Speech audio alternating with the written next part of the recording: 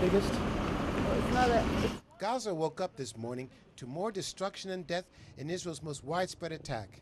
The military said the targets were being used by Hamas for rockets against Israel and for coordination of those attacks. The Hamas TV and radio stations were hit by airstrikes, taking them briefly off the air. The home of Hamas political leader Ismail Haniyeh reduced to rubble. It had already been evacuated. Smoke was still rising from the beach where Gaza's fishermen union had an office. In central Gaza, the fuel tanks of the main power station were destroyed. For AHMED ATTASOT, the devastation was hard to take in, especially at the Amin Mohammed mosque. Every day I came to pray here. Salat al-Asr, pray al-Asr. Just I see people coming from Shaja'i, they take bread, some food. That's all.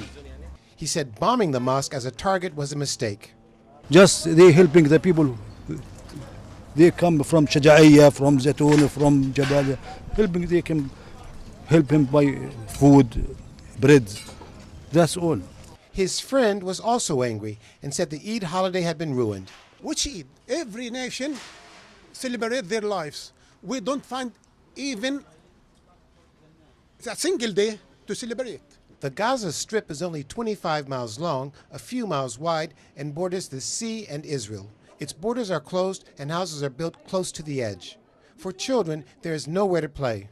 More than 230 children have so far been killed in the 3 weeks of fighting. At the al-Shadi camp, yesterday's Eid celebrations turned into a bloodbath when 10 children were killed by an Israeli airstrike while playing on this street. Israel claims it was from a misfired Hamas rocket. For Hasuna, it doesn't matter. She's now receiving visitors for Eid, but not for celebration, for condolences. Her son Yusuf was among those killed. Out of her shock and grief, she only has questions. What did they have? Do they have rockets? They can't even hold a kilo of tomatoes. They went out to escape the miserable situation. The 12-year-old was the best student in his class and the apple of her eye. He always wanted to travel around the world. He was the first in his class in English. And he was good in English. He used to read books in English. The conflict has torn apart families and reduced life to one of scarcity. The attack on Gaza's main power station is another blow to the enclave, where the lack of electricity, a few hours a day, may be further reduced for months to come. For Hani Nasser, the lack of it already adds to the misery. My father is an old man, and because of the heat, I can't even turn on the fan. I have no electricity for 24 hours. I need a generator to bring me water, and it doesn't work. Ahmed no longer can go to this mosque for his daily prayers, but he will pray at home. I am Palestinian, but I don't hate the Israeli nation, civilian people. Sure, we want to peace. We want two